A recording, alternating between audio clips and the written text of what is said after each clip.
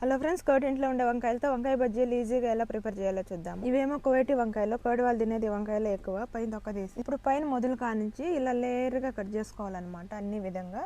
ఆ తర్వాత ఇట్లా అడ్డంగా అయితే సన్నగా అయితే కట్ చేసుకోవాలి. ఇదేమో వాటర్లో సాల్ట్ వేసుకొని మనం కట్ చేసుకున్న వంకాయలన్నీ ఈ విధంగా వేసి పెట్టుకోవాలి ఒక 5 నిమిషాలు. ఇప్పుడు ఒక బౌల్ తీసుకొని 2 కోడిగుడ్లు, 1 table spoon salt, 1 table spoon మిరియాల పొడి, 1 టేబుల్ స్పూన్ కారం, ఇదేమో 2 టేబుల్ స్పూన్ మొక్కజొన్న పిండి వేసుకొని బాగా కలిపి పక్కన పెట్టుకోవాలి. ఇంక ఇదేమో బ్రెడ్ పౌడర్, ఇది సరిపడినంత తీసుకొని 1 టేబుల్ స్పూన్ కారం వేసుకున్నాను, కొంచెం సాల్ట్ వేసి బాగా కలిపి పక్కన పెట్టుకోవాలి. ఇవేమో మనం కట్ చేసి నీళ్ళల్లో వేసుకున్న వంకాయలు 5 నిమిషాల తర్వాత తీసి ఒక టిష్యూ పేపర్ మీద నిమ్మలాగా తుడిచి ఇదేమో కోడిగుడ్డు మిశ్రమంలో కలిపి ఈ విధంగా బ్రెడ్ పౌడర్లు అయితే అద్దాలి ఇరుపక్కల.